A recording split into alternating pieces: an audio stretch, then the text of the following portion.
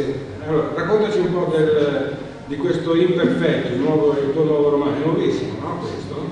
Questa è la ristampa di un autoprodotto che mi sono fatto nel 2005, sì.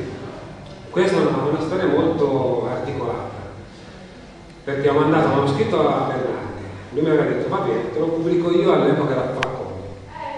Il tempo di essere pubblicato, lui ha litigato con la casa editrice, la collana se è venuto via, io ero l'unico, cioè ero l'ultimo delle sue scoperte e è saltata la questione. Allora me lo sono autoprodotto regolare.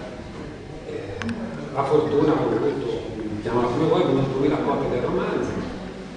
Luigi è entrato in Perdise, abbiamo pubblicato Biondo del 101 che ho presentato l'anno scorso e poi mi ha detto ma sei ancora quel vecchio da ristampare. Raccontaci un po'.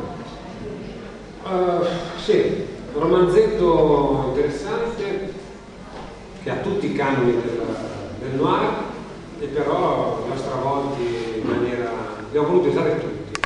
I detective, il serial killer, i problemi familiari. Ce n'ha due, una a destra e una a sinistra.